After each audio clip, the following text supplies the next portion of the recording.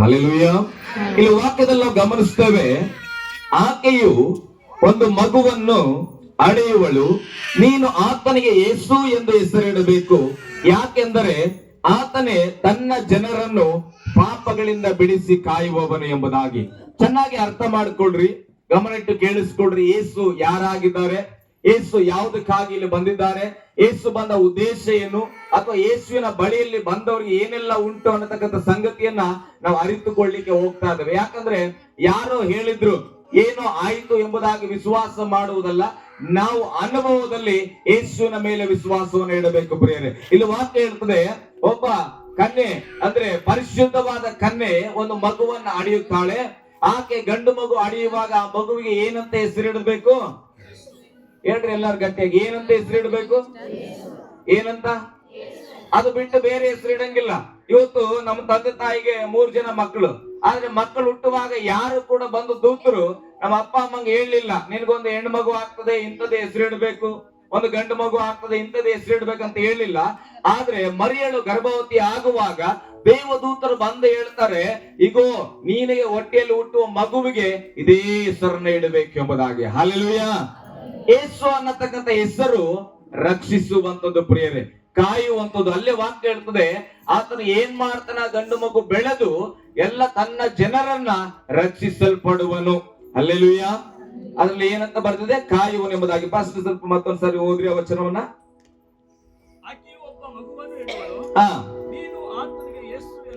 ನೀನು ಆತನಿಗೆ ಯೇಸು ಎಂದು ಹೆಸರಿಡಬೇಕು, ಯಾಕಂದರೆ ಆತನೇ ತನ್ನ ಜನರನ್ನು ಪಾಪಗಳಿಂದ ಬಿಡಿಸಿ ಕಾಯುವನು ಅಂದನು. ಹಲ್ಲೆಲೂಯಾ. ಯೇಸು ಅನ್ನುವಾಗ ನಮಗೆ ಚೆನ್ನಾಗಿ ನೆನಪಿಗೆ ಬರಬೇಕಾದ ಸಂಗತಿ, ಯೇಸು ಮನುಷ್ಯರನ್ನ ಕಾಯುವ ವ್ಯಕ್ತಿಯಾಗಿದ್ದಾನೆ. ಹಲ್ಲೆಲೂಯಾ.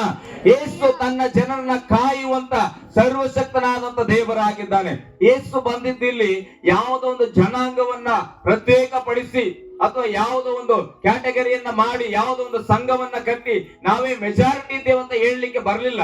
ಯೇಸು ಪರಲೋಕ ರಾಜ್ಯವನ್ನ ಬಿಟ್ಟು ಈ ಲೋಕಕ್ಕೆ ಬಂದಿದ್ದು ಜನರನ್ನ ಕಾಯುವುದಕ್ಕಾಗಿ. ಯಾತಕ್ಕಾಗಿ ಬಂದಲ್ರಿ? ಗಟ್ಟಿಯಾಗಿ ಹೇಳ್ರಿ. ಪಾಪಗಳಿಂದ ಬಿಡಿಸಿ ಕಾಯುವುದಕ್ಕಾಗಿ. ಯೇಸು ಯಾತಕ್ಕಾಗಿ ಬಂದನ? ಯಾವುದರಿಂದ? ರಾತ್ರಿ ಹೊತ್ತು ಕಾಯ್ಕೊಳಕ? ರಾತ್ರಿ ಹೊತ್ತಲ್ಲಿ ಕಾಯ್ಲಿಕ್ಕೆ ಬಂದನ? ಇಲ್ಲ. ಯೇಸು ಸ್ವಾಮಿ ಬಂದಿದ್ದು ಜನರನ್ನ ಪಾಪದಿಂದ ಬಿಡಿಸಿ ಕಾಯುವುದಕ್ಕೆ. ಹೇಳ್ರಿ ಎಲ್ಲರೂ, ಪಾಪದಿಂದ ಬಿಡಿಸಿ ಕಾಯುವುದಕ್ಕೆ ಯೇಸು ಬಂದಿದ್ದಾನೆ. ಹಲ್ಲೆಲೂಯಾ. ಅದೇ ರೀತಿಗೆ ಇನ್ನೊಂದು ವಚನವನ್ನು ಕೂಡ ಓದೋಣ. ಲೂಕನ ಬರೆದ ಸುವಾರ್ತೆಯಲ್ಲಿ 2ನೇ ಅಧ್ಯಾಯ 11ನೇ ವಚನ ಓದ್ರಿ ಒಬ್ರು. ಲೂಕನ ಬರೆದ ಸುವಾರ್ತೆ. ಈ ಹೊತ್ತು ನಿಮಗೋಸ್ಕರ ದಾವೀದನ ಊರಿನಲ್ಲಿ ಒಬ್ಬ ರಕ್ಷಕನು ಹುಟ್ಟಿದ್ದಾನೆ, ಆತನು ಹಲ್ಲೆಲೂಯಾ. ನೋಡ್ರಿ, ಜನರಿಗಾಗಿ ದಾವೀದನ ಊರಿನಲ್ಲಿ ಬೆತ್ಲೆಹೇಮಿನಲ್ಲಿ ಯೇಸು ಸ್ವಾಮಿ ಜನಿಸಿದನು. ಯಾತಕ್ಕಾಗಿ? ದಾವೀದನಿಗಾಗಿ ಮಾತ್ರ ಜನಿಸಿಲ್ಲ, ಎಲ್ಲಾ ಜನರಿಗೂ ರಕ್ಷಣೆಯನ್ನ ಕೊಡುವುದಕ್ಕಾಗಿ ಆತನು ಜನಿಸಿದ್ದಾನೆ. ಆತನೇ ಕ್ರಿಸ್ತನಾಗಿದ್ದಾನೆ. ಹಲ್ಲೆಲೂಯಾ. ಕ್ರಿಸ್ತ ಯೇಸು ಈ ಲೋಕದಲ್ಲಿ ಜನಿಸಿದ ಉದ್ದೇಶ ಮನುಷ್ಯರನ್ನ ಪಾಪದಿಂದ ಬಿಡಿಸಿ, ಮನುಷ್ಯರನ್ನ ಕಾಯುವುದಕ್ಕಾಗಿ, ಮನುಷ್ಯರನ್ನ ಪಾಪದಿಂದ ಬಿಡಿಸಿ ರಕ್ಷಣೆ ಕೊಡುವುದಕ್ಕಾಗಿ ಯೇಸು ಇಲ್ಲಿ ಜನಿಸಿ ಬಂದಿದ್ದಾರೆ. ಹಲ್ಲೆಲೂಯಾ.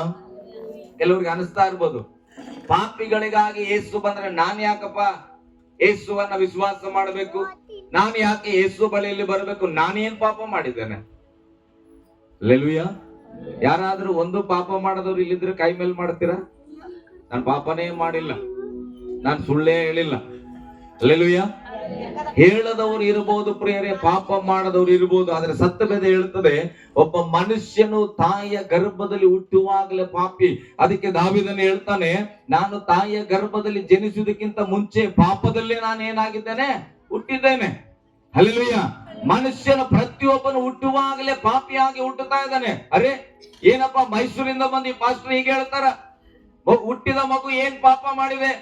ಅದು ಪಾಪ ಹಸುಗೂಸು ಹಸುಕಂದ, ಇನ್ನ ಏನು ಮಾತಾಡ್ಲಿಲ್ಲ, ಯಾರಿಗೆ ಬೈಲಿಲ್ಲ, ಯಾರಿಗೆ ಜಗಳಾಡ್ಲಿಲ್ಲ, ಯಾರ ಹಣ ಕದ್ದುಕೊಳ್ಳಿಲ್ಲ, ತಾಯಿಗೆ ಬೈದಿಲ್ಲ, ತಂದೆಗೆ ಬೈದಿಲ್ಲ, ಮಗು ಹೇಗೆ ಪಾಪಿ ಆಗ್ತದೆ?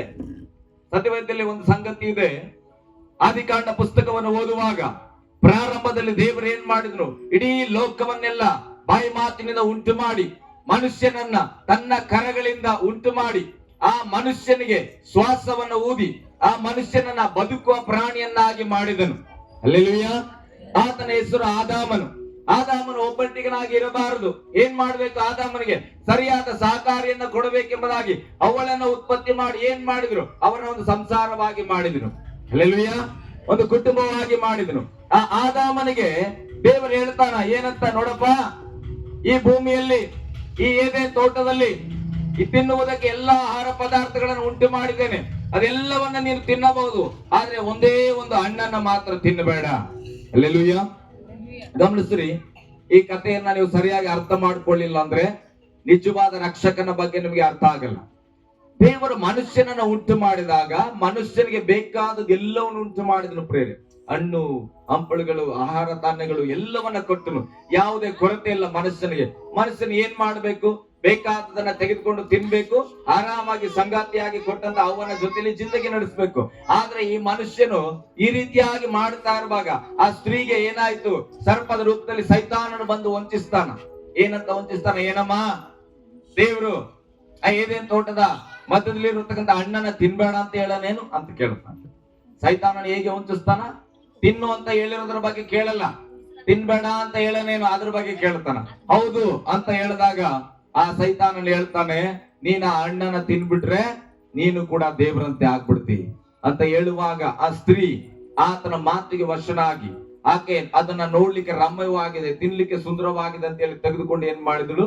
ಆ ಹಣ್ಣನ್ನ ತಿಂದಳು. ಪ್ರೇರೆ, ಯಾವಾಗ ಮನುಷ್ಯನು ದೇವರ ಮಾತಿಗೆ ಅವಿಧಿಯನಾದನು, ದೇವರ ಮಾತಿಗೆ ತಪ್ಪಿಗಸ್ತನಾಗಿ ನಡ್ಕೊಂಡನು, ಅವಾಗ ಬೈಬಲ್ ಹೇಳ್ತದೆ ಮನುಷ್ಯನಿಗೆ ಮರಣವು ಬಂದಿತ್ತು ಎಂಬುದಾಗಿ. ಹಲ್ಲೆಲೂಯಾ. ಯಾವಾಗ ಮನುಷ್ಯನು ದೇವರಿಗೆ ತಪ್ಪಿಗಸ್ತನಾಗಿ ನಡೆಕೊಂಡನು ಆವಾಗ ಮನುಷ್ಯನಿಗೆ ಮರಣ ಬಂದಿತ್ತು. ಆವಾಗ ಬೈಬಲ್ ಹೇಳ್ತದೆ ಇಡೀ ಭೂಮಿಗೆ ಶಾಪ ಉಂಟಾಯಿತು ಎಂಬುದಾಗಿ. ಅಲ್ಲಿ ಅವರಿಗೆ ಯಾವುದೇ ರೀತಿಯ ಮುಳ್ಳು ಗಿಡಗಳು ಬೆಳೆದಿಲ್ಲ. ಆದ್ರೆ ಯಾವಾಗ ಮನುಷ್ಯನು ತಪ್ಪು ಮಾಡಿದ್ರು ಆ ತಪ್ಪಿನ ನಿಮಿತ್ತವಾಗಿ ಭೂಮಿಗೆ ಶಾಪ ಬಂದಿತ್ತು. ಎಲ್ಲ ಮುಳ್ಳು ಗಿಡಗಳು ಬೆಳಿಲಿಕ್ಕೆ ಪ್ರಾರಂಭ ಆದವು. ಇವತ್ತು ನಮ್ಮ ಜೀವಿತಗಳಲ್ಲೂ ಕೂಡ ನಾವು ಗಮನಿಸ್ತೇವೆ. ಈಗ ಹೇಳ್ತಾ ಇದ್ರು, ಒಬ್ರು ಬ್ರದರ್ ಹೇಳಿದ್ರು ಸಾಕ್ಷಿ, ನನಗೆ ಬಹಳ ಸಂತೋಷ, ದೇವರಿಗೆ ಮಹಿಮೆ ಆಗ್ಲಿ. ಅವ್ರ ಸಾಕ್ಷಿಗೆ ಒಂದು ಚಪ್ಪಾಳೆ ತಟ್ಟೋಣ. ಅವ್ರ ಹೆಸರೇನು ಗೊತ್ತಾಗಿಲ್ಲ, ಏಲೆ ಬ್ರದರ್. ಹಲ್ಲೆಲೂಯಾ. ಅವ್ರು ಹೇಳ್ತಾ ಇದ್ರು, ಮೊದಲು ಕೂಡ ನಾವೇನ್ ಮಾಡಿದ್ವಿ? ಯೇಸು ಸ್ವಾಮಿಯನ್ನ ವಿಶ್ವಾಸ ಮಾಡಿದ್ವಿ, ಪ್ರಾರ್ಥನೆ ಮಾಡಿದ್ವಿ, ಅವಾಗ ದೇವರ ಅದ್ಭುತವನ್ನ ಮಾಡಿದ್ರು. ಆ ನಂತರ ಏನಾಯ್ತು? ಸ್ವಲ್ಪ ದಿನಗಳು ನಾವು ಮರೆತು ಹೋದ್ವಿ. ಹಲ್ಲೆಲೂಯಾ. ಅವರ ಯಥಾರ್ಥತೆಗಾಗಿ ನಾನು ಸಂತೋಷವುಳ್ಳವನಾಗಿದ್ದೇನೆ, ಅವರು ನಂಬಿಗಸ್ತರಾಗಿ ನಡೆದದ್ದನ್ನು ಹೇಳ್ತಾ ಇದ್ದಾರೆ. ಆ ನಂತರ ಏನಾಯ್ತು? ಕಷ್ಟಗಳು ಒದಗಿ ಬಂದು, ಸಮಸ್ಯೆಗಳು ಬಂದು, ಅವಾಗ ಅವರಿಗೆ ನೆನಪಿಗೆ ಬಂದಿದ್ದೇನೋ, ಓ ಯೇಸು ಸ್ವಾಮಿನ ನಾವು ಮರೆತಿದ್ದೇವೆ. ಅವ್ರು ಏನ್ ಮಾಡಿದ್ರು? ಮನ ತಿರುಗಿ ಯೇಸು ಬಿಡ್ತಾನೆ, ನಾನು ಪುಣ್ಯ ಮಾಡಿದ್ರೆ ಸ್ವರ್ಗಕ್ಕೆ ಹೋಗ್ಬಿಡ್ತೇನೆ, ನಾನು ಬರಿಗಾಲಲ್ಲಿ ನಡೆದು ಬಿಟ್ರೆ ನನ್ನ ಪಾಪ ಏನೋ ಕ್ಷಮಾಪಣೆ ಆಗ್ಬಿಡ್ತದೆ, ನಾನು ನೀರಲ್ಲಿ ಮುಳುಗಿಬಿಟ್ರೆ ಕ್ಷಮಾಪಣೆ ಆಗ್ತದೆ, ನಾನು ಏನೋ ಒಂದು ಮೇಕೆ ರಕ್ತವನ್ನ ಕೊಟ್ರೆ ಕ್ಷಮಾಪಣೆ ಆಗ್ತದೆ. ಅನೇಕ ವಿಧವಾದ ಕಾರ್ಯಗಳನ್ನ ಮನುಷ್ಯರು ಮಾಡ್ತಾ ಇದ್ವಿ. ಯಾತಕ್ಕಾಗಿ ಅಂದ್ರೆ ನಾವು ಪಾಪದಿಂದ ಕ್ಷಮಿಸಲ್ಪಡಬೇಕು, ನಮ್ಮ ತಪ್ಪುಗಳು ಮನ್ನಣೆ ಆಗಬೇಕು, ನಾನು ಕೂಡ ಸ್ವರ್ಗವನ್ನ ಸೇರ್ಬೇಕು, ದೇವರ ರಾಜ್ಯವನ್ನ ಸೇರ್ಬೇಕೆಂಬುದಾಗಿ ಎಲ್ಲ ಜನರು ಪ್ರಯಾಸ ಪಡ್ತಾ ಇದ್ದಾವೆ. ಇದೆಲ್ಲ ಗಮನಿಸಿದ ತಂದೆಯಾದ ದೇವರು ಆತನ ಆಲೋಚನೆ ಮೇರೆಗೆ, ಆತನ ನಿಗದಿಪಡಿಸಿದ ಮೇರೆಗೆ ತನ್ನ ಒಬ್ಬನೇ ಮಗನನ್ನ ಈ ಲೋಕಕ್ಕೆ ಕಳಿಸಿಕೊಟ್ಟನು. ಹಲ್ಲೆಲೂಯಾ. ನನ್ನ ಮನುಷ್ಯರು ಏನಾಗಿದ್ದಾರೆ? ನನ್ನಿಂದ ತಪ್ಪಿ ಹೋಗ್ಯಾರ. ಅವರು ನನ್ನ ಬಳಿಯಲ್ಲಿ ಬರ್ಬೇಕಂದ್ರೆ ಏನ್ ಮಾಡ್ಬೇಕೀಗ? ಒಂದು ಅಮೂಲ್ಯವಾದ ಪರಿಶುದ್ಧ ರಕ್ತ, ಅದು ಯಜ್ಞವಾಗಬೇಕಾಗಿದೆ ಪ್ರಿಯರೇ. ಹಲ್ಲೆಲೂಯಾ. ಗಟ್ಟಿಯಾಗಿ ಹಲ್ಲೆಲೂಯಾ.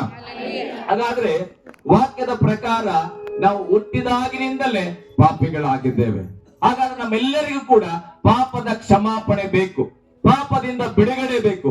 ಈಗ ಒಂದು ಪಾಪದ ಕ್ಷಮಾಪಣೆ ಮಾಡಬೇಕಂದ್ರೆ, ಈಗ ನಮ್ಮ ಮನೆಯಲ್ಲಿ ನನ್ನ ಮಗ ಒಂದು 100 ರೂಪಾಯಿ ಕದ್ಬಿಟ್ಟ ಅಂತ ಇಟ್ಕೊಳ್ರಿ, ನನ್ನ ಮಗನನ್ನ ನಾನು ಕ್ಷಮಿಸ್ಬೇಕಂದ್ರೆ ನಾನ್ ಕಳ್ಳ ಆಗಿರ್ಬಾರ್ದು. ನಾನು 1000 ರೂಪಾಯಿ ಕದ್ದವಾಗಿದ್ರೆ ನನ್ನ ಮಗ 100 ರೂಪಾಯಿ ಕದ್ದಾಗ ಸಿಕ್ಕೊಂಡಾಗ, ಏಯ್ ನಾನು ಹೊಡಿತೇನೆ ನೋಡು, ಇನ್ ಮುಂದೆ ಕದಿಬೇಡ ಅಂತ ಹೇಳಿದ್ರೆ ಕೇಳ್ತಾನತ್ತ? ಯಾಕೆ? ನಾನು 1000 ರೂಪಾಯಿ ಕಳ್ಳ, 100 ರೂಪಾಯಿ ಕಳ್ಳ, ನನ್ನ ಕ್ಷಮಿಸುವ ಅಧಿಕಾರ ಇಲ್ಲ. ಹಾಗಾದ್ರೆ ಆ ಕಳ್ಳತನವನ್ನ ಕ್ಷಮಿಸುವ ಅಧಿಕಾರ ಯಾರಿಗಿರ್ತದೆ? ಆತನ ಹುಟ್ಟಿದಾಗಿನಿಂದ ಕಳ್ಳತನವನ್ನ ಮಾಡದೇ ಇರುವ ವ್ಯಕ್ತಿಗೆ ಮಾತ್ರ ಆ ಕ್ಷಮೆ ಕೊಡುವ ಅಧಿಕಾರ ಇರ್ತದೆ. ಹಾಗೆ ದೇವರು ತನ್ನ ಒಬ್ಬನೇ ಮಗನನ್ನ ಈ ಲೋಕದಲ್ಲಿ ಕಳಿಸಿ ಆತನ ಯಾವುದೇ ಪಾಪದ ಜ್ಞಾನವಿಲ್ಲದೆ, ಪಾಪದ ಕ್ರಿಯೆಗಳಿಲ್ಲದೆ ಪರಿಶುದ್ಧವಾಗಿ ಜೀವಿಸಿ ನಮ್ಮೆಲ್ಲಾ ಮನುಷ್ಯರ ಪರವಾಗಿ ಆತನು ಅಮೂಲ್ಯವಾದ ರಕ್ತವನ್ನ ಸುರಿಸುವಾಗ ಆ ಯಜ್ಞದ ಮುಖಾಂತರ, ಶಿಲುಬೆಯ ಮರಣದ ಮುಖಾಂತರ ನನಗೂ ನಿಮಗೂ ಬಿಡುಗಡೆ ಮಾಡ್ಬೇಕಂತ ಯೇಸು ಇಲ್ಲಿ ಬಂದನು ಪ್ರಿಯರೇ. ಹಲ್ಲೆಲೂಯಾ, ಗಟ್ಟಿಯಾಗಿ ಹಲ್ಲೆಲೂಯಾ. ಅದಕ್ಕೆ ಬೈಬಲ್ ಹೇಳ್ತದೆ, ಯೇಸು ಸ್ವಾಮಿ ಹುಟ್ಟಿದ್ದು ಯಾವುದೋ ಒಂದು ಜನಾಂಗವನ್ನ ರಕ್ಷಿಸ್ಲಿಕ್ಕಾಗಿ ಮಾತ್ರವಲ್ಲ, ಆತನು ಜನಿಸಿ ಬಂದಿದ್ದು ಎಲ್ಲ ಮನುಷ್ಯರನ್ನ ಪಾಪದಿಂದ ಬಿಡಿಸುವುದಕ್ಕಾಗಿ. ಹಲ್ಲೆಲೂಯಾ. ಯೇಸು ಯಾತಕ್ಕೆ ಬಂದ್ರಿ? ಮನುಷ್ಯರನ್ನು ಹೇಳ್ರಿ, ಮನುಷ್ಯರನ್ನು ಪಾಪಗಳಿಂದ ಬಿಡಿಸಿ ರಕ್ಷಣೆ ಕೊಡುವುದಕ್ಕಾಗಿ, ಕಾಯುವುದಕ್ಕಾಗಿ ಯೇಸು ಸ್ವಾಮಿ ಬಂದನು. ಹಲ್ಲೆಲೂಯಾ. ಅದಕ್ಕೆ ನಾನು ವಿಚಾರ ಮಾಡಿದೆ 2014ರಲ್ಲಿ, ಹೌದಲ್ಲ, ನನ್ನ ಪಾಪಗಳಿಗೆ ಕ್ಷಮಿಸ್ಬೇಕಲ್ಲ, ಹಾಗಾದ್ರೆ ನಾನು ಏನ್ ಮಾಡ್ಬೇಕು? ನನ್ನ ಪಾಪ ಹೇಗೆ ಕ್ಷಮಿಸಲ್ಪಡ್ತದೆ? ವಾಕ್ಯ ಹೇಳ್ತದೆ, ಯೇಸುವನ್ನ ನಂಬಿ, ಯೇಸುವನ್ನ ಹೃದಯದಲ್ಲಿ ನಂಬಿ ಬಾಯಿಂದ ಅರಿಕೆ ಮಾಡಿದರೆ ನಿನಗೆ ರಕ್ಷಣೆ, ನೀತಿವಂತಿಕೆ ದೊರಕುತ್ತದೆ ಎಂಬುದಾಗಿ. ಹಲ್ಲೆಲೂಯಾ, ಗಟ್ಟಿಯಾಗಿ ಹಲ್ಲೆಲೂಯಾ. ಈಗ ನಿಮ್ಮ ಊರಲ್ಲಿ ಬಿಜಾಪುರಲ್ಲಿ ಚಳಿಗಾಲ ನಡೀತಾ ಇದೆ. ಬೆಡ್ಶೀಟ್ ಮಾರಕ್ಕೆ ಯಾರಾದ್ರೂ ಬಂದಾರ? ಇಲ್ಲ. ಬ್ಲಾಂಕೆಟ್, ಬೆಡ್ಶೀಟ್, ಕೌದಿ ಮಾರಕ್ಕೆ ಬಂದಾರ? ಬಂದ್ರು. ಓಕೆ, ಸ್ತೋತ್ರ. ಬಂದಾಗ ಆತ ಮೌನವಾಗಿ ಹೋಗ್ತಾನ? ಏನ್ ಮಾಡ್ತಾನ? ಒದರ್ತಾನ, ಕೂಗ್ತಾನ. ಹಲ್ಲೆಲೂಯಾ. ಏನಂತ ಕೂಗ್ತಾನ? ಸ್ವಲ್ಪ ಮಾತಾಡ್ರಿ, ನಾನ್ ಕನ್ನಡನೇ ಮಾತಾಡ್ತಾನಲ್ಲ. ಬೆಡ್ಶೀಟ್ ಯಾರಿಗೆ ಬೆಡ್ಶೀಟ್ ಬೇಕ್ರಿ ತಗೊಳ್ರಿ, 300 ರೂಪಾಯಿನೋ 400 ರೂಪಾಯಿನೋ 500 ರೂಪಾಯಿನೋ ಇದೆಯಲ್ಲ.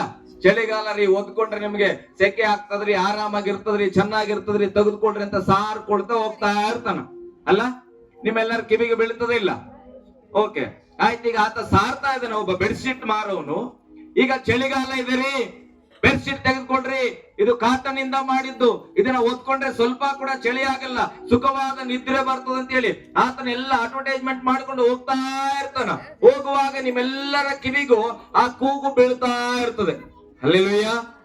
ಅವಾಗ ಕೆಲವರು ಏನ್ ಮಾಡ್ತಾರೆ, ಯಾರೋ ಒಬ್ಬ ಅಮ್ಮ ಬಂದು ನೋಡಪ್ಪ ನಿಲ್ಸು ಸ್ವಲ್ಪ ಗಾಡಿನ, ಎಷ್ಟು ನಿನ್ ಬೆಡ್ಶೀಟ್ಗೆ ಅಂತ ಕೇಳಿದ್ರು. ಹಲ್ಲೆಲೂಯಾ. ಆಗ ಒಬ್ಬಮ್ಮ ಹೋಗಿ ಕೇಳುವಾಗ, ನಿನ್ನ ಮನೇಲಿ ಪಕ್ಕದಲ್ಲಿ ಇತ್ತಂತ ಇಟ್ಕೋ, ನೀನ್ ಏನ್ ಮಾಡ್ತೀಯ? ಏನ್ ಮಾಡ್ತೀರಿ? ಏನ್ ಮಾಡಂಗಿಲ್ಲ ಇಲ್ಲಿ. ಅಂದ್ರೆ ಬೆಡ್ಶೀಟ್ ವ್ಯಾಪಾರ ಆಗಂಗಿಲ್ಲ ಬಿಜಾಪುರದಾಗ, ನಾವು ತರಂಗಿಲ್ಲ. ಹಲ್ಲೆಲೂಯಾ. ಒಬ್ಬ ಹೆಣ್ಮಗಳು ಹೋಗಿ, ಏನಪ್ಪಾ ಎಷ್ಟು ಬೆಡ್ಶೀಟ್ಗೆ ಅಂದ್ರೆ, ಪಕ್ಕದ ಮನೆ ಹಾಕಿ ಬೆಡ್ಶೀಟ್ ತಗೊಳಲ್ಲ, ನೋಡಕ್ ಬರ್ತಾಳ. ಹಲ್ಲೆಲೂಯಾ. ತಗೋತಾಳ ಇಲ್ಲೋ? ಏನ್ ಮಾಡ್ತಾಳ? ಬೆಡ್ಶೀಟ್ ಬಂದದಂತ ನೋಡವ, ಯಾವ ಕಲರ್ ಅದ, ಎಷ್ಟಕ್ ಮಾರ್ತಾನ, ಪಕ್ಕದ ಮನೆಗೆ ಎಷ್ಟು ತಗೋತಾಳ. ಹಲ್ಲೆಲೂಯಾ. ನೋಡ್ಲಕ್ಕಾದ್ರೂ ಕೂಡ ಆಕಿ ಬರ್ತಾಳ. ಓಕೆ, ಎಲ್ಲ ಒಂದು 8-10 ಮಂದಿ ಹೆಣ್ಮಕ್ಳು ಸೇರಿದ್ರಂತ ಇಟ್ಕೊಳ್ರಿ. ಚಳಿಗಾಲ, ಎಲ್ಲರಿಗೂ ಚಳಿ ಆಗ್ತದ ಇಲ್ಲ? ಎಲ್ಲರಿಗೂ ಆಗ್ತದ. ಬಂದ್ರು, ಅವನ್ನೆಲ್ಲ ಅಡ್ವರ್ಟೈಸ್ಮೆಂಟ್ ಮಾಡಿದ್ರು, ಬಿಚ್ಚಿ ತೋರ್ಸಿದ್ರು ಬೆಡ್ಶೀಟ್ನ ಎಲ್ಲ ನೋಡಿದ್ರು, ಉದ್ದ ಅಗಲ ಮಂದ ಎಲ್ಲವನ್ನ ನೋಡಿದ್ಮೇಲೆ ಒಂದ್ 10 ಜನ ಹೆಣ್ಮಕ್ಳಲ್ಲಿ 2 ಆ ಬೆಡ್ಶೀಟ್ ಖರೀದಿ ಮಾಡಿದ್ರು. ಎಷ್ಟು ಜನ ಖರೀದಿ ಮಾಡಿದ್ರು? 2 ಖರೀದಿ ಮಾಡಿದ್ರು. ಇನ್ 8 ಜನ ಏನ್ ಮಾಡಿದ್ರು? ನೋಡಿದ್ರು, ಮುಟ್ಟಿದ್ರು, ಇದು ಉದ್ದಕ್ಕದ ಕಮ್ಮಿಗದ, 100 ರೂಪಾಯಿ ಕೊಡ್ತೀಯಾ 2? ಹಲ್ಲೆಲೂಯಾ. ಆತ ಏನಂದಿರ್ತಾನ, ಮನಿಗ್ ಹೋಗ ಸುಮ್ನೆ ಯಾಕೆ ಟೆನ್ಷನ್ ಕೊಡ್ತೀಯ ಅಂದಿರ್ತಾನ. ಇದೆಲ್ಲ ಆಗಿದ್ಮೇಲೆ 2 ಬ್ಲಾಂಕೆಟ್ ತಗೊಂಡು ಮನೆಗೆ ಹೋದಾಗ, ಈಗ 10 ಜನ ಕೂಡ ಅವ್ರವ್ರ ಮನೆಗೆ ಹೋದ್ರು. ರಾತ್ರಿ ಭಯಂಕರ ಥಂಡಿ, ಚಳಿ ಆಯ್ತು. ಈಗ 2 ಬೆಡ್ಶೀಟ್ ತಗೊಂಡ್ರೆ ಏನ್ ಮಾಡ್ತಾರ? ಓದ್ಕೊಳ್ತಾರ. ಅವ್ರಿಗೆ ಏನಾಗ್ತದ? ಬೆಚ್ಚಗಿರ್ತದ, ಗರಂ ಇರ್ತದ, ಆರಾಮ್ ಸುಖ ನಿದ್ದೆ ಮಾಡ್ತಾರ. ಈ 8 ಜನ ಏನ್ ಮಾಡ್ಯಾರ? ಬಂದಲ್ಲಿ ನೋಡ್ಯಾರ, ಮುಟ್ಟ್ಯಾರ, ಕಲರ್ ನೋಡ್ಯಾರ, ಉದ್ದ ನೋಡ್ಯಾರ, ಅಗಲ ನೋಡ್ಯಾರ, ಎಲ್ಲ ನೋಡ್ಯಾರ. ಅವ್ರ ಏನ್ ಮಾಡಿಲ್ಲ? ತಗೊಂಡಿಲ್ಲ. ಅವ್ರಿಗೆ ಏನಾಗ್ತದ? ಚಳಿ ಆಗ್ತದ. ಹಲ್ಲೆಲೂಯಾ. ನಾನೊಬ್ಬ ಬ್ಲಾಂಕೆಟ್ ಮಾರೋ ಅಂತಾರ ಇಲ್ಲಿ ಬಂದಿದ್ದೇನೆ. ಹಲ್ಲೆಲೂಯಾ. ಬ್ಲಾಂಕೆಟ್ ಮಾರೋ ಯಾತಿಕ್ ಬರ್ತಾನ್ರಿ? ಬ್ಲಾಂಕೆಟ್ ಮಾರ್ಲಿಕ್ಕೆ ಬರ್ತಾನ. ಒಂದು ಹೆಡ್ಫೋನ್ ತಗೊಂಡವ ಏನ್ ಮಾಡ್ಲಿಕ್ಕೆ ಬರ್ತಾನ? ಹೆಡ್ಫೋನ್ ಮಾರ್ಲಿಕ್ಕೆ ಬರ್ತಾನ. ಒಬ್ಬ ಬಳೆಗಾರ ಯಾತಿಗೆ ಬರ್ತಾನ? ಬಳೆಯನ್ನ ಮಾರ್ಲಿಕ್ಕೆ ಬರ್ತಾನ. ನಾನೊಬ್ಬ ಸೇವಕನಾಗಿದ್ದೇನೆ, ನಾನೊಬ್ಬ ಯೇಸುವಿನ ಭಕ್ತನಾಗಿದ್ದೇನೆ, ಯೇಸುವಿನ ಅನುಭವದಲ್ಲಿ ಕಂಡವನಾಗಿದ್ದೇನೆ. ನನಗೆ ದೇವರು ಕೊಟ್ಟ ಜವಾಬ್ದಾರಿ, ನನಗೆ ಯೇಸು ರಕ್ಷಣೆ ಕೊಟ್ಟಿದ್ದಾನೆ. ಆ ರಕ್ಷಣೆಯನ್ನ ನಾನು ಮತ್ತೊಬ್ಬರಿಗೆ ಹೇಳಲಿಕ್ಕೆ ನಾನು ಬಂದಿದ್ದೇನೆ. ಹಲ್ಲೆಲೂಯಾ. ಗಟ್ಟಿಯಾಗಿ ಹಲ್ಲೆಲೂಯಾ. ಇಲ್ಲಿ ಬಂದು ನಾನು ಹೇಳ್ತಾ ಇರುವಾಗ ನೀವೆಲ್ಲರೂ ಬ್ಲಾಂಕೆಟ್ ತಗೊಳ್ಳೇಬೇಕು ಅನ್ನೋದು ನನ್ನ ಉದ್ದೇಶ ಅಲ್ಲ. ಮಾರಕ್ಕೆ ಬರೋ ಉದ್ದೇಶ ಏನಪ್ಪ, ಹೆಂಗಾರ ಮಾಡಿ ಅವ್ರ ಚಳಿ ಹೋಗ್ಬೇಕು, ಅವ್ರನ್ನ ಬೆಡ್ಶೀಟ್ ತಗೋಬೇಕು, ನನ್ನ ಕೆಲಸ ನಾನು ಕೂಡ ಮಾಡ್ಬೇಕು, ಅವರು ಕೂಡ ಸುಖವಾಗಿರ್ಬೇಕಂತ ಬಂದಿರ್ತೇವೆ. ನಾನು ಹೇಳ್ತೇನೆ ಎಲ್ಲವನ್ನ. ಈಗ ಯೇಸು ಸ್ವಾಮಿ ಬಗ್ಗೆ ಹೇಳ್ತಾ ಇದ್ದಾನೆ. ಯೇಸು ಯಾಕೆ ಬಂದನ ಭೂಮಿಗೆ ಹೇಳ್ರಿ ಗಟ್ಟಿ? ಮನುಷ್ಯರ ಪಾಪವನ್ನ ಬಿಡಿಸಿ ಕಾಯುವುದಕ್ಕಾಗಿ ಬಂದನ. ಈಗ ಇಲ್ಲಿ ಬಂದಿರುವಾಗ ನೀವೆಷ್ಟು ಜನ ಆ ಯೇಸುವನ್ನ ವಿಶ್ವಾಸ ಮಾಡಿ ಹೋಗ್ತಿರೋ, ನಿಮ್ಮನ್ನ ಪಾಪದಿಂದ ಬಿಡಿಸಿ ಯೇಸು ಕಾಯ್ತಾನೆ ಹೊರತು ಇಲ್ಲಿ ಬಂದು ಚಪ್ಪಾಳೆ ಹೊಡೆದು ಹೋದ್ರೆ, ಡ್ಯಾನ್ಸ್ ಮಾಡಿ ಹೋದ್ರೆ, ಊಟ ಮಾಡಿ ಹೋದ್ರೆ ಕಾಪಾಡಲ್ಲ. ಯಾವ ವ್ಯಕ್ತಿ ಆ ಬ್ಲಾಂಕೆಟ್ ಖರೀದಿ ಮಾಡಿದವನಿಗೆ ಚಳಿ ಹೋಗ್ತೋ ಹಾಗೆ ಯಾರು ಯೇಸುವನ್ನ ತನ್ನ ಹೃದಯದಲ್ಲಿ ತೆಗೆದುಕೊಂಡು, ಓ ಯೇಸು ನನ್ನ ಪಾಪಕ್ಕಾಗಿ ಬಂದವನು, ನನ್ನ ಪಾಪವನ್ನ ಕ್ಷಮಿಸ್ತಾನೆ, ನನಗೆ ವಿಶ್ವಾಸ ಉಂಟು ಅಂತ ಯೇಸುವನ್ನ ಯಾರು ಒದ್ದುಕೊಂಡು ಹೋಗ್ತಾರೋ ಅವರಿಗೆ ರಕ್ಷಣೆ ಉಂಟು ಪ್ರಿಯರೇ. ಹಲ್ಲೆಲೂಯಾ. ಗಟ್ಟಿಯಾಗಿ ಹಲ್ಲೆಲೂಯಾ. ದೇವರು ಪಕ್ಷಪಾತಿ ಅಲ್ಲ. ಬ್ಲಾಂಕೆಟ್ ಮಾರವ ಯಾರಾದ್ರೂ ಹೋದ್ರೆ ನಿಮಗ್ ಕೊಡಲ್ಲ, ನೀವು ಬಡವ್ರ ಅಂತಾನ ನೋಡ್ರಿ. ಒಬ್ಬ ಲೋಕದ ವ್ಯಾಪಾರಿ ಕೂಡ ಯಾರಾದ್ರೆ ಏನು ಅದಕ್ಕೆ ಬೆಲೆ ಕಟ್ಟೋರಿದ್ರೆ ಕೊಟ್ಬಿಡ್ತಾನ. ಆದ್ರೆ ಯೇಸು ಹೇಗೆ ಗೊತ್ತಾ, ನಮ್ಮೆಲ್ಲರ ಪಾಪಕ್ಕಾಗಿ ತಾನೇ ಬೆಲೆಯನ್ನ ತತ್ತು, ನಮ್ಮೆಲ್ಲರ ಪಾಪಕ್ಕಾಗಿ ತನ್ನ ರಕ್ತವನ್ನ ಸುರಿಸಿ ಉಚಿತವಾಗಿ ನಿನ್ನ ಮನೆಯ ಬಾಗಿಲವರೆಗೆ ಬಂದು ಬಾಗಿಲು ತಡ್ತಾ ಇದೀನಿ. ಏನಮ್ಮ, ನಿನ್ನ ಪಾಪವನ್ನ ಕ್ಷಮಿಸ್ಲಿಕ್ಕೆ ನಾನು ಬಂದಿದ್ದೇನೆ, ನಿನ್ನನ್ನ ಪಾಪದಿಂದ ಬಿಡಿಸ್ಲಿಕ್ಕೆ ನಾನು ಬಂದಿದ್ದೇನೆ, ನಿನ್ನನ್ನ ರಕ್ಷಣೆ ಮಾಡ್ಲಿಕ್ಕೆ ನಾನು ಬಂದಿದ್ದೇನೆ. ನೀನೇನ್ ಮಾಡ್ಬೇಕು, 1 ರೂಪಾಯಿ ಕೊಡಬೇಡ. ನಿನ್ನ ಹೃದಯದಲ್ಲಿ ಒಂದು ಸಣ್ಣ ವಿಶ್ವಾಸ, ಸಾಸಿವೆ ಕಾಳಷ್ಟು ವಿಶ್ವಾಸ ಮಾಡಿದ್ರೆ ನಿನ್ನ ಪಾಪಗಳು ಕ್ಷಮಿಸಲ್ಪಡ್ತದೆ. ಹಲ್ಲೆಲೂಯಾ. ಗಟ್ಟಿಯಾಗಿ ಹಲ್ಲೆಲೂಯಾ. ನಮ್ಗೆ ಹಿಂಗೆ ಈಜಿಯಾಗಿ ಸಿಗಂಗಿಲ್ಲ ಅಲ್ಲ, ಹಿಂಗೆ ಈಜಿಯಾಗಿ ಸಿಗಬಾರ್ದು. ನಮಗೆ ಒಂದು 5 ಲಕ್ಷ ಕೊಡಮ್ಮ ನಿನ್ನ ರಕ್ಷಿಸ್ತೇನೆ ಅಂದ್ರೆ ಏನ್ ಮಾಡ್ತೇವೆ, ಸಾಲ ಮಾಡಿ ಸೋಲ ಮಾಡಿ ಬಂಗಾರ ಮಾರಿ ಕಿಡ್ನಿ ಅಡ ಇಟ್ಟು ಕೊಡ್ತೇವೆ. ಹಲ್ಲೆಲೂಯಾ. ಗಟ್ಟಿಯಾಗಿ ಹಲ್ಲೆಲೂಯಾ. ಆದ್ರೆ ಯೇಸು ತನ್ನನ್ನ ಸರ್ವಸ್ವವನ್ನ ನಮಗಾಗಿ ಸಿಲುಬೆ ಮೇಲೆ ಅಡ ಇಟ್ಟಂತ. ಹಲ್ಲೆಲೂಯಾ. ಯಾರಿಗಾಗಿ? ನನಗಾಗಿ, ನಿನಗಾಗಿ. ನಾನೇನೋ ಕ್ರೈಸ್ತ ಅಲ್ಲ, ನಾನೊಬ್ಬ ಮನುಷ್ಯ. ನನಗಾಗಿ ಯೇಸುವಿನ ರಕ್ತ ಸುರಿಯಲ್ಪಟ್ಟಿತ್ತು. ಯೇಸು ಪರಲೋಕ ರಾಜ್ಯನ ಬಿಟ್ಟು ನನಗಾಗಿ ಬಂದನು, ಅದನ್ನು ನಾನು ನಂಬಿದ್ದೇನೆ. ಈಗ ನಾನು ದೇವರ ಮಗನಾಗಿದ್ದೇನೆ. ನನಗೆ ಒಂದು ಜವಾಬ್ದಾರಿ ಕೊಟ್ಟನ, ಮಗನೇ ನೀನ್ ದೇವರ ಮಗ ಆಗಿಯಲ್ಲ, ನನ್ನ ಸಾವಿರಾರು ಲಕ್ಷಾಂತರ ಜನರು ಇವತ್ತು ನಾಶವಾಗ್ತಿದ್ದಾರೆ, ಅವರಿಗೆ ಸತ್ಯ ತಿಳಿಸಂತ ಹೇಳೋಣ. ಅದಕ್ಕೆ ನಾನು ಬಿಜಾಪುರ ಅವರಿಗೆ ಬಸ್ ಹತ್ಕೊಂಡು ಬಂದೆ. ಹಲ್ಲೆಲೂಯಾ. ಆ ಸತ್ಯವನ್ನ ನಿಮ್ಮ ಮುಂದೆ ನಾನು ಪ್ರಕಟಿಸ್ತಾ ಇದ್ದೇನೆ. ನಿಮಗೆ ಸತ್ಯ ಅಂತಿದ್ರೆ ಏನ್ ಮಾಡ್ಬೇಕು, ಆ ಸತ್ಯವನ್ನ ಹಿಡ್ಕೊಳ್ಬೇಕು. ಅದಕ್ಕೆ ಸತ್ಯವೇದಲ್ಲಿ ಹೇಳುತ್ತದೆ, ಸತ್ಯವನ್ನ ತಿಳಿದುಕೊಂಡ್ರೆ ಆ ಸತ್ಯವು ನಿಮ್ಮನ್ನ ಬಿಡುಗಡೆ ಮಾಡುವುದು. ಆ ಸತ್ಯ ಯಾವುದು? ಯೇಸುನೇ ಸತ್ಯ. ಬೈಬಲ್ ಅಲ್ಲಿ ಹೇಳುತ್ತದೆ, ನಾನೇ ಮಾರ್ಗ, ನಾನೇ ಸತ್ಯ, ನಾನೇ ಜೀವವಾಗಿದ್ದೇನೆ. ನೀವು ಲಕ್ಷಾಂತರ ಪುಸ್ತಕಗಳವ, ಎಲ್ಲಾದ್ರೂ ಓದ್ರಿ, ಬಿಡುಗಡೆ ಕಂಡುಕೊಳ್ರಿ ಅಲ್ಲ. ದಾನ ಧರ್ಮ ಮಾಡ್ರಿ, ಮತ್ತೊಂದ್ ಮಾಡ್ರಿ, ಆ ಮಾರ್ಗದಲ್ಲಿ ಹೋಗ್ರಿ, ಈ ಮಾರ್ಗದಲ್ಲಿ ಹೋಗ್ರಿ, ಅವ್ರ ಹತ್ರ ಹೋಗ್ರಿ, ಇವ್ರ ಹತ್ರ ಬನ್ರಿ ಅಂತ ಹೇಳ್ತದೆ. ಆದ್ರೆ ಯೇಸು ಸ್ವಾಮಿ ಹಂಗಲ್ಲ, ನಾನೇ ಮಾರ್ಗ, ನನ್ನ ಬಳಿಯಲ್ಲಿ ಬನ್ರಿ. ಹಲ್ಲೆಲೂಯಾ. ನಾನೇ ಸತ್ಯ, ಸತ್ಯವನ್ನ ತಿಳ್ಕೊಳ್ರಿ, ಬಿಡುಗಡೆ ಮಾಡ್ತಾನೆ. ವಾಕ್ಯ ಹೇಳ್ತದೆ, ಸತ್ಯ ತಿಳ್ಕೊಳ್ರಿ, ಸತ್ಯ ತಿಳ್ಕೊಳ್ರಿ. ಏನ್ ತಿಳ್ಕೊಳ್ಬೇಕು? ಹಲ್ಲೆಲೂಯಾ. ಆ ಸತ್ಯ ಏನ್ ಗೊತ್ತಾ? ಯೇಸು ಯಾತಿಗೆ ಬಂದನು? ಗಟ್ಟಿಯಾಗಿ ಹೇಳ್ಬೇಕು, ಇಲ್ಲಾಂದ್ರೆ ಪ್ರಸಂಗ ಮುಗಿಯಂಗಿಲ್ಲ. ಯಾತಿಗೆ ಬಂದನ್ರಿ ಹೇಳ್ರಿ, ಗಟ್ಟಿಯಾಗಿ ಹೇಳ್ರಿ. ನೀವ್ ಹೇಳಿದ್ರೆ ನಾನು ಮುಂದೆ ಹೋಗೋದು. ಏನಿಗೆ ಬಂದನ?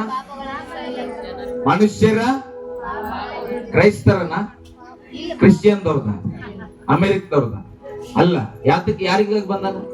ಮನುಷ್ಯರು, ಎಲ್ಲಾ ಮನುಷ್ಯರು. ನಾವು ಮನುಷ್ಯರಲ್ಲ, ಮುಗೀತು. ನಾನೊಬ್ಬ ಮನುಷ್ಯ ಅಂದ್ಮೇಲೆ ನನಗಾಗಿ ಯೇಸು ಬಂದನ, ನನಗೆ ವಿಶ್ವಾಸ ಉಂಟು, ನನ್ನ ಪಾಪ ಕ್ಷಮಿಸಲ್ಪಟ್ಟಿದೆ. ಹಲ್ಲೆಲೂಯಾ. ಗಟ್ಟಿಯಾಗಿ ಹಲ್ಲೆಲೂಯಾ. ಇನ್ನೊಂದು ವಚನವನ್ನು ಕೂಡ ನಾವು ಓದೋಣ. ಯೆಶಾಯನ ಗ್ರಂಥ 7ನೇ ಅಧ್ಯಾಯ 14ನೇ ವಚನ ಓದೋಣ.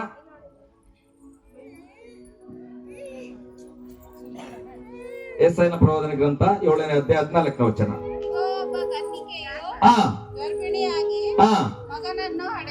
ಮಗನನ್ನು ಹಡೆದು ಅವನಿಗೆ ಇಮ್ಮಾನುವೇಲ್ ಎಂದು ಹೆಸರಿಡುವನು. ಹಲ್ಲೆಲೂಯಾ. ಇಮ್ಮಾನುವೇಲ್ ಅಂದ್ರೆ ಜೊತೆಗಿರುವಾತನು. ಹಲ್ಲೆಲೂಯಾ. ಯೇಸು ಸ್ವಾಮಿ ಪರಲೋಕದಿಂದ ಬಂದು, ಗಮನಿಸ್ಬೇಕು, ನನ್ನ ಕಡೆ ಪ್ರಸಂಗ ಜಲ್ದಿ ಮುಗಿಬೇಕು, ಊಟ ಮಾಡಿ ಮನೆಗೆ ಹೋಗ್ಬೇಕಂತ ನನಗೆ ನೋಡ್ಬೇಕು ನೀವು. ಹಲ್ಲೆಲೂಯಾ. ನನ್ನ ಕೆಲಸ ನಾನು ಮಾಡಿ ಹೋಗ್ಬೇಕಲ್ಲ.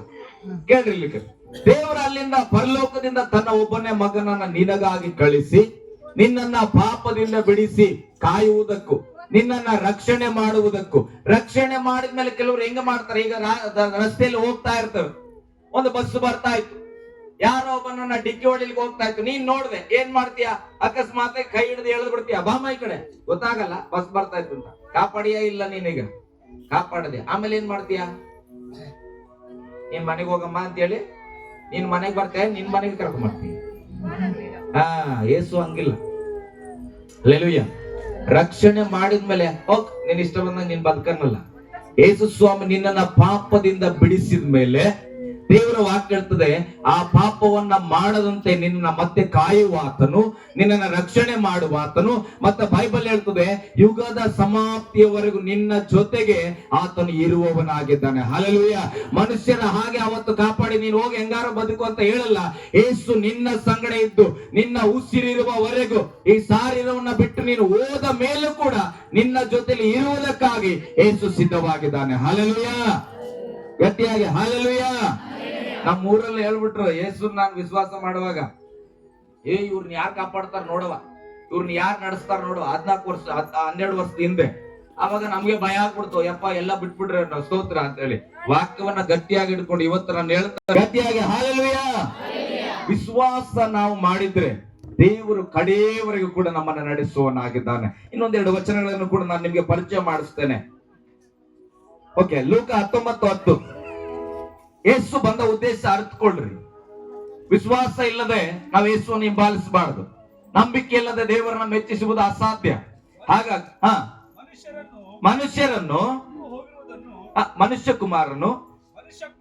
ಮನುಷ್ಯ ಕುಮಾರನು ಕೆಟ್ಟು ಹೋಗಿರುವುದನ್ನು ಹುಡುಕಿ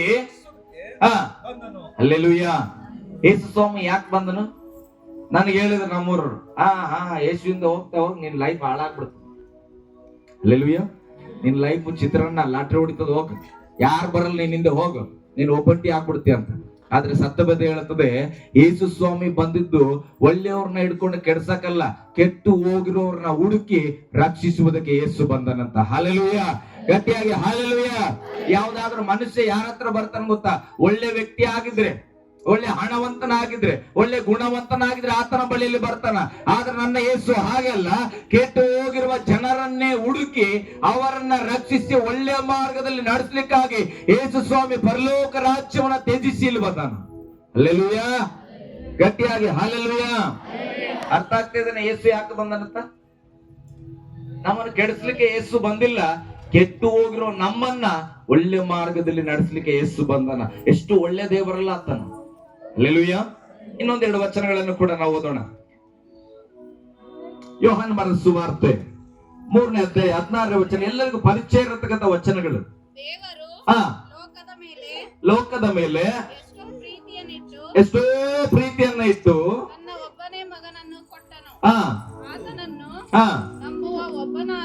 ಒಬ್ಬನಾದರೂ ನಾಶವಾಗದೆ ಎಲ್ಲರೂ ಹಲ್ಲೆಲೂಯಾ. ನಾಶನ ಆಗ್ಬಿಡ್ತೀನಿ ಯೇಸುಸ್ವಾಮಿ ಹತ್ರ ಹೋದ್ರ ಜನ ಹೇಳೋದು. ಆದ್ರೆ ದೇವರ ವಾಕ್ಯ ಏನ್ ಹೇಳ್ತದೆ? ಯಾರು ನಾಶವಾಗಬಾರದೆಂದು ಆತನನ್ನು ನಂಬುವ ಒಬ್ಬನಾದ್ರೂ ನಾಶವಾಗದೆ ನಿತ್ಯ ಜೀವ ಪಡೆದುಕೊಳ್ಳಬೇಕೆಂದು ತನ್ನ ಒಬ್ಬನೇ ಮಗನನ್ನ ದೇವರು ಕೊಟ್ಟನಂತ. ದೇವರು ಯೇಸುವನ್ನು ನಮಗಾಗಿ ಕೊಟ್ಟಿದ್ದೆ ಆತಕ್ಕಂದ್ರೆ ನಾನು ನೀನು ನಾಶ ಆಗಬಾರದು, ನಾನು ನೀನು ನಿತ್ಯ ಜೀವದಲ್ಲಿ ಇರಬೇಕು, ನಿತ್ಯ ಜೀವದಲ್ಲಿ ಶಾಶ್ವತವಾಗಿ ಬದುಕುವರಾಗಿರ್ಬೇಕು. ಆದಾಮನು ತಂದಂತ ಮರಣದಿಂದ ನಾವು ಪಾರಾಗಿ ಯಾವಾಗಲೂ ಬದುಕುವರಾಗಿರಬೇಕಂತ ಯೇಸುವನ್ನ ನಮಗಾಗಿ ನಿನಗಾಗಿ ಕೊಟ್ಟಿದ್ದಾನ ದೇವರು. ಹಲ್ಲೆಲೂಯಾ. ಮುಂದೆ ಒಂದು ವಚನ ಓದ್ರಿ ಸಿಸ್ಟರ್ ಆಗಿ. ದೇವರು ತನ್ನ ಮಗನ ಮುಖಾಂತರ ಲೋಕಕ್ಕೆ ರಕ್ಷಣೆ ಆಗಬೇಕೆಂದು ಆತನನ್ನು ಕಳಿಸಿಕೊಟ್ಟನೇ ಹೊರತು ಈಕೆ ಬಹಳ ಕೆಟ್ಟಕ್ಕೆ ಅದಲ್ಲ, ಈಕೆ ಸ್ವಲ್ಪ ಪರವಾಗಿಲ್ಲ, ಈಕೆ ಬಹಳ ಉತ್ತಮಳು ಅಲ್ಲ. ಇವ್ರು ಬಡವರು, ಇವ್ರು ಮಿಡ್ಲ್ ಕ್ಲಾಸ್, ಇವ್ರು ಸ್ಟ್ಯಾಂಡರ್ಡ್, ಇವ್ರು ಫುಲ್ ಹೈಫೈ, ಹಿಂಗೆ ತೀರ್ಮಾನ ಮಾಡಕ್ಕೆ ಬಂದ ನನ್ನ ಹೆಸರು. ಹಲ್ಲೆಲೂಯಾ. ಇವ್ರು ಬಹಳ ಬಡವರು ಈ ಲೈನ್ ಅಲ್ಲಿ ಬನ್ರಿ, ಸ್ವಲ್ಪ ಶ್ರೀಮಂತರು ಈ ಲೈನ್ ಅಲ್ಲಿ ಬನ್ರಿ, VIP ಗಳೆಲ್ಲ ಈ ಲೈನ್ ಅಲ್ಲಿ ಬರ್ರಿ, ಹಂಗೆ ಹೇಳೋಣ ಯೇಸು ಇಲ್ಲ. ಯೇಸು ಸ್ವಾಮಿ ಬಂದಿದ್ದು ಜನರಿಗೆ ತೀರ್ಪು ಕೊಡ್ಲಕ್ಕಾಗಿ ಬಂದಿಲ್ಲ, ವಾಕ್ಯ ಹೇಳ್ತದೆ ಆತನ ಉದ್ದೇಶ ಒಂದೇ, ಮನುಷ್ಯರೆಲ್ಲರನ್ನ ರಕ್ಷಣೆ ಮಾಡಬೇಕು, ಮನುಷ್ಯರೆಲ್ಲರನ್ನ ಪಾಪದಿಂದ ಬಿಡಿಸ್ಬೇಕು, ಮನುಷ್ಯರೆಲ್ಲರಿಗೂ ಪರಿಶುದ್ಧರನ್ನಾಗಿ ಮಾಡಬೇಕು, ಮನುಷ್ಯರನ್ನೆಲ್ಲ ದೇವರ ಬಳಿಯಲ್ಲಿ ಸೇರಿಸಬೇಕು, ಮನುಷ್ಯರೆಲ್ಲರೂ ದೇವರ ರಾಜ್ಯದಲ್ಲಿ ಅವರು ಹಿತವಾಗಿ ಬದುಕಬೇಕು ಅನ್ನೋ ಉದ್ದೇಶದಲ್ಲಿ ಬಂದನೆ ಹೊರತು ದೇವರು ಯಾರನ್ನು ತೀರ್ಪು ಮಾಡಲಿಕ್ಕೆ ಬಂದಿಲ್ಲ. ಹಲ್ಲೆಲೂಯಾ, ಗಟ್ಟಿಯಾಗಿ ಹಲ್ಲೆಲೂಯಾ. ಕೆಲವರು ಲೋಕದಲ್ಲಿ ಹೇಳ್ತಾರ ಯೇಸು ಸ್ವಾಮಿಯ ಅವಧಿಗಳು ಬಹಳ ಕಡಿಮೆ, 2026 ವರ್ಷದಿಂದ ಮಾತ್ರ ಯೇಸು ಸ್ವಾಮಿ ಅದಾನ, ಅದರಿಂದ ಎಲ್ಲೇ ಇದ್ದಿಲ್ಲ. ಹಲ್ಲೆಲೂಯಾ, ಅದರಿಂದ ಇದ್ದೇ ಇದ್ದಿಲ್ಲ ಯೇಸು ಸ್ವಾಮಿ. ಆದ್ರೆ ಬೈಬಲ್ ಹೇಳ್ತದೆ ಯೇಸು ಸ್ವಾಮಿಯನ್ನ ಕಳಿಸಿಕೊಟ್ಟನಂತ. ಕಳಿಸಿಕೊಟ್ಟನಂದ್ರ ಅರ್ಥ ಏನು? ಕಳಿಸಿಕೊಡ್ಬೇಕು. ಈಗ ನನ್ನನ್ನ ಅವ್ರ ಅದನ್ನ ಕಳಿಸಿಕೊಟ್ಟಾರ ಅಂದ್ರೆ ಅರ್ಥ ಏನು? ನಾನು ಅಲ್ಲಿ ಇದ್ನ ಏನ್ ಇವಾಗ ಉದ್ಭವ ಆಗಿನ? ಇದ್ರೆ ಎಲ್ಲ ಕಳಿಸ್ಕೊಡೋದು. ಬೈಬಲ್ ಅದನ್ನೇ ಹೇಳ್ತದೆ, ಲೋಕದ ಮೇಲೆ ಎಷ್ಟೋ ಪ್ರೀತಿಯನ್ನ ಇಟ್ಟು ತನ್ನ ಒಬ್ಬನೇ ಮಗನನ್ನ ಕಳಿಸಿಕೊಟ್ಟನಂತ. ಹಾದಿಯಲ್ಲೇ ಯೇಸು ಇದ್ದನು. ಯೋಹಾನ ಬರೆದ ಸುವಾರ್ತೆ 1:1 ಓದ್ರಿ ಯಾರಾದ್ರೂ. ಯೋಹಾನ ಬರೆದ ಸುವಾರ್ತೆ ಆದಿಯಲ್ಲಿ ವಾಕ್ಯ ಇತ್ತು. ಎಲ್ಲರ ಆದಿಯಲ್ಲಿ ವಾಕ್ಯ ಬಿತ್ತು. ಆಮೇಲೆ ಆ ವಾಕ್ಯವು, ನೋಡ್ರಿ ಆದಿಯಲ್ಲಿ ಏನಿತ್ತಪ್ಪ ಹೇಳ್ರಿ, ಎಲ್ಲರೂ ಆನ್ಸರ್ ಮಾಡಿ. ಆದಿಯಲ್ಲಿ ವಾಕ್ಯ ಇತ್ತು. ಆ ವಾಕ್ಯ ಎಲ್ಲಿತ್ತು? ದೇವರ ಬಳಿಯಲ್ಲಿತ್ತು. ಆ ವಾಕ್ಯ ಏನಾಗಿತ್ತು? ದೇವರಾಗಿತ್ತು. ಇತ್ತು ಇತ್ತು ಇತ್ತು, ಅದು ಈಗ ಬಂದಿದ್ದಲ್ಲ, ಅವಾಗಲೇ ಇದ್ದಿತ್ತು ಆದಿಯಲ್ಲೇ. ಅದು ಈಗ ಏನ್ ಮಾಡಿದೆ? ಆ ವಾಕ್ಯ ನರಾವತಾರವನ್ನ ಧರಿಸಿ ಮನುಷ್ಯರ ಬಳಿಯಲ್ಲಿ ವಾಸ ಮಾಡಿದ. 14ನೇ ವಚನ ಓದ್ರಿ ಸಿಸ್ಟರ್. 14ನೇ ವಚನ ಓದಿ. ಆ ವಾಕ್ಯವೆಂಬ ಆತನು ನರಾವತಾರ ಎತ್ತಿ ಯಾರ ಮಧ್ಯದಲ್ಲಿ? ನಮ್ಮ ಕಣ್ಣಿಗೆ ಕಾಣಿಸ್ತಾ ಇಲ್ಲ, ಆದ್ರೂ ಕೂಡ ನಮ್ಮ ಯೇಸು ನಮ್ಮ ಮಧ್ಯದಲ್ಲಿ ಇದ್ದಾನೆ. ಹಲ್ಲೆಲೂಯಾ. ವಿಶ್ವಾಸ ಮಾಡಿ 2-3 ಸೇರಿ ಪ್ರಾರ್ಥನೆ ಮಾಡಿದ್ರೆ ಸ್ಥಳದಲ್ಲಿ ಯೇಸು ಇರುವವನಾಗಿದ್ದಾನೆ. ದೊಡ್ಡ ಬಿಲ್ಡಿಂಗ್ ಕಟ್ಕೊಂಡು, ದೊಡ್ಡ ಚರ್ಚ್ ಕಟ್ಕೊಂಡು ಏನೋ ಜಾತ್ರೆ ಮಾಡಬೇಕಾಗಿಲ್ಲ. ನನ್ನ ಯೇಸುವಿಗೆ ಹೃದಯ ತುಂಬಿ ಸ್ತೋತ್ರವನ್ನ ಸಲ್ಲಿಸುವ 2-3 ಇದ್ರೆ ಅವರ ಮಧ್ಯದಲ್ಲಿ ಯಾರಿದ್ದಾರೆ? ಯೇಸು ಇದ್ದಾರೆ ಪ್ರೇರ. ಅದಕ್ಕೆ ವಾಕ್ಯ ಹೇಳ್ತದೆ, ಆ ವಾಕ್ಯವೇ ನರಾವತಾರ ಎತ್ತಿ ಮನುಷ್ಯರ ಬಳಿಯಲ್ಲಿ ವಾಸಿಸಿತಂತ. ಹಲ್ಲೆಲೂಯಾ, ಗಟ್ಟಿಯಾಗಿ ಹಲ್ಲೆಲೂಯಾ. ಆ ವಾಕ್ಯದ ಉದ್ದೇಶ ಒಂದೇ, ಈ ಮನುಷ್ಯರು ತಪ್ಪಿ ಹೋಗಬಾರದು, ಈ ಮನುಷ್ಯರು ದೇವರ ರಾಜ್ಯವನ್ನ ಸೇರಬೇಕು, ಈ ಮನುಷ್ಯರ ಪಾಪಗಳು ಹೇಗಾದ್ರೂ ಮಾಡಿ ಕ್ಷಮಿಸಲ್ಪಡಬೇಕು ಅನ್ನುವಂಥದ್ದಾಗಿದೆ. ಹಲ್ಲೆಲೂಯಾ, ಗಟ್ಟಿಯಾಗಿ ಹಲ್ಲೆಲೂಯಾ. ಓಕೆ, 3-4 ಓದ್ರಿ ಶಿಕ್ಷೆ ಸ್ವಲ್ಪ, ಮತ್ತೊಂದು ಸಾರಿ ಸ್ವಲ್ಪ ಕ್ರಮವಾಗಿ. ಆತನ ಮೂಲಕವಾಗಿ ಕೇಳಿಸ್ತಾ ಇದೆನಾ? ನಾನ್ ಕಾಣಿಸ್ತಾ ಇದ್ದೇನೆ? ಎಲ್ಲ ಕೈ ಮೇಲೆ ಮಾಡಿ ಸ್ವಲ್ಪ ಈ ಪದಕ್ಕಾಗಿ. ಸಮಸ್ತವು ಹೇಳ್ರಿ, ಸಮಸ್ತವು ಆತನಿಂದಲೇ ಉಂಟಾಯಿತು. ಓದ್ರಿ ಸಿಸ್ಟರ್. ಉಂಟಾಗಿರುವ ವಸ್ತುಗಳಲ್ಲಿ ಒಂದಾದರೂ ಆತನಿಲ್ಲದೆ ಒಂದಾದರೂ ಉಂಟಾಗಿಲ್ಲ. ಹಾಗಾದ್ರೆ ನೀನು ಯಾರಿಂದ ಉಂಟಾಗಿದ್ದಿ? ಸತ್ಯವೇದ ಹೇಳ್ತದೆ, ಲೋಕದಲ್ಲಿರುವ ಪ್ರತಿಯೊಂದು ಕೂಡ ಯೇಸುವಿನಿಂದಲೇ ಉಂಟಾಯಿತು. ಆದಿ ಕಾಂಡದಲ್ಲಿ ನಾವು ಗಮನಿಸ್ತೇವೆ, ದೇವರ ಬೆಳಕಾಗಲಿ ಅಂದ್ರೆ ಬೆಳಕಾಯಿತು. ಹಲ್ಲೆಲೂಯಾ. ಗಿಡ ಮರಗಳು ಉಂಟಾಗಲಿ ಅಂದ್ರೆ ಗಿಡ ಮರಗಳು ಉಂಟಾದವು. ಹಾಗಾದ್ರೆ ಆ ವಾಕ್ಯದಿಂದಲೇ ಎಲ್ಲವೂ ಉಂಟಾಯಿತು. ಬೈಬಲ್ ಹೇಳ್ತದೆ, ಆತನಿಲ್ಲದೆ ಒಂದಾದರೂ ಉಂಟಾಗಲಿಲ್ಲ. ಹಲ್ಲೆಲೂಯಾ.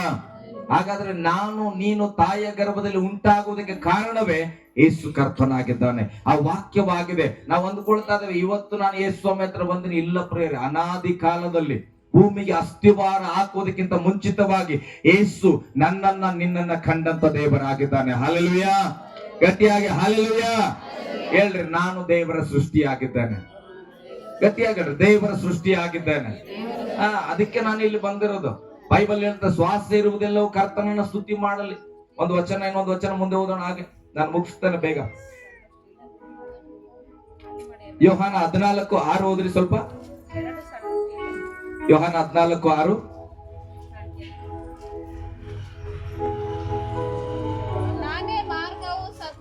ನಾನೇ ಮಾರ್ಗವು ಸತ್ಯವೂ ಜೀವವೂ ಆಗಿದ್ದೇನೆ. ನನ್ನ ಮೂಲಕವಾಗಿಯೇ ಹೊರತು ಯಾರು ಯಾರು ತಂದೆಯ ಬಳಿಗೆ ಬರ್ಲಿಕ್ಕಾಗಲ್ಲ. ಪರಲೋಕ ರಾಜ್ಯಕ್ಕೆ ಇರುವ ಒಂದು ಮಾರ್ಗ ಯೇಸುವಿನ ಮಾರ್ಗ. ಪರಲೋಕ ರಾಜ್ಯಕ್ಕೆ ಇರತಕ್ಕಂಥ ಒಂದು ಸತ್ಯ, ಅದು ಯೇಸುವಿನ ಸತ್ಯ. ಹಲ್ಲೆಲೂಯಾ. ಅದಕ್ಕೆ ಸತ್ಯವೇದ ಹೇಳ್ತದೆ, ಆತನ ಮಾರ್ಗ, ಆತನ ಸತ್ಯವನ್ನ ಬಿಟ್ಟು ಯಾವ ಮಾರ್ಗದಲ್ಲಿ ಕೂಡ ತಂದೆಯಾದ ದೇವರನ್ನ ತಲುಪಲಿಕ್ಕಾಗಲ್ಲ. ಅದಕ್ಕಾಗಿ ಯೇಸು ಹೇಳ್ತಾ ಇದ್ದಾನೆ, ಸತ್ಯವನ್ನ ತಿಳಿದುಕೊಡ್ರಿ. ಆ ಸತ್ಯ ನಿಮ್ಮನ್ನ ಬಿಡುಗಡೆ ಮಾಡುವಾಗ, ಪಾಪದಿಂದ ನೀವು ಶ್ರಮಿಸಲ್ಪಡುವಾಗ ನೀವೇನಾಗ್ಬಹುದು? ದೇವರ ರಾಜ್ಯವನ್ನ ಪ್ರವೇಶ ಮಾಡಬಹುದು ಎಂಬುದಾಗಿ. ಕೊಲೆಸದವರಿಗೆ ಬರೆದ ಪತ್ರಿಕೆಯಲ್ಲಿ ಒಂದು ವಚನ ಓದೋಣ. 2ನೇ ಅಧ್ಯಾಯ 9ನೇ ವಚನ ಓದ್ರಿ. ಕೊಲೆಸದವರಿಗೆ ಬರೆದ ಪತ್ರಿಕೆ 2:9. ಗಟ್ಟಿಯಾಗಿ ಹಲ್ಲೆಲೂಯಾ. ಕ್ರಿಸ್ತನಲ್ಲಿ ದೇವರ ಸರ್ವ ಸಂಪೂರ್ಣತೆಯು ಅವತರಿಸಿ ವಾಸ ಮಾಡ್ತಾ ಇದೆ. ಇವತ್ತು ನಾವು ಗಮನಿಸಬೇಕು, ಯೇಸು ಸ್ವಾಮಿಯ ಬಳಿಯಲ್ಲಿ ಏನಿದೆ? ಇಡೀ ಸರ್ವಶಕ್ತನಾದಂತ ದೇವರ ಸ್ವರೂಪವು, ಸಂಪೂರ್ಣತೆಯು ಆತನಲ್ಲಿ ಅವತರಿಸಿ ವಾಸಿಸುತ್ತಾ ಇದೆ. ಹಾಗಾದ್ರೆ ಆ ಯೇಸು ಯಾರಾಗಿದ್ದಾರೆ? ವಾಕ್ಯವಾಗಿದ್ದಾರೆ. ಆ ವಾಕ್ಯವನ್ನ ನೀನು ಕೇಳುವಾಗ ದೇವರ ಸರ್ವ ಸಂಪೂರ್ಣತೆಯನ್ನ ನೀನು ಕೇಳಿಸಿಕೊಳ್ತಾ ಇದ್ದೀನಿ. ಹಲ್ಲೆಲೂಯಾ. ದೇವರ ಸಂಪೂರ್ಣತೆಯನ್ನ ನಿನ್ನ ಕಿವಿಯಲ್ಲಿ ದೇವರು ಹಾಕುತ್ತಾ ಇದ್ದಾನೆ. ಈಗ ಆ ಸಂಪೂರ್ಣತೆಯನ್ನ ವಿಶ್ವಾಸ ಮಾಡುವುದು ನಿನಗೆ ಬಿಟ್ಟಿದ್ದು. ಆ ಸಂಪೂರ್ಣತೆಯನ್ನು ಹಿಡಿದುಕೊಳ್ಳುವುದು ನಿನ್ನ ಕಾರ್ಯ, ಅದನ್ನ ಹೊಂದಿಕೊಳ್ಳುವುದು ನಿನ್ನ ಕಾರ್ಯ.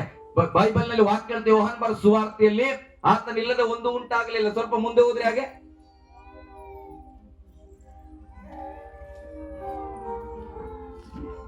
ಸ್ವಲ್ಪ ಮುಂದೆ ಹೋದ್ರಿ.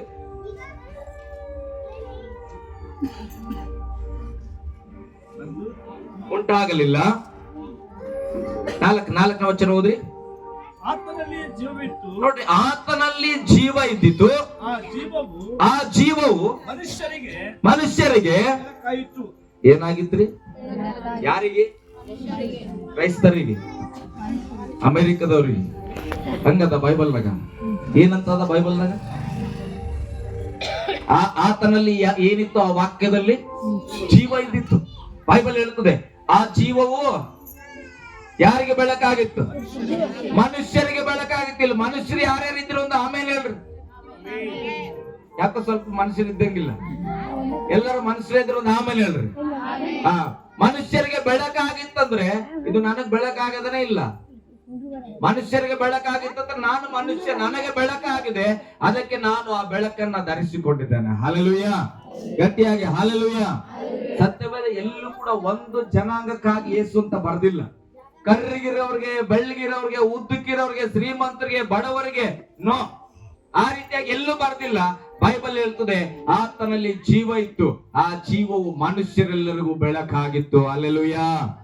ಆ ಬೆಳಕು ಕತ್ತಲಲ್ಲಿ ಪ್ರಕಾಶಿಸುತ್ತದೆ, ಕತ್ತಲು ಅದನ್ನ ಮುಸುಕಲಿಲ್ಲ. ಹಲ್ಲೆಲೂಯಾ.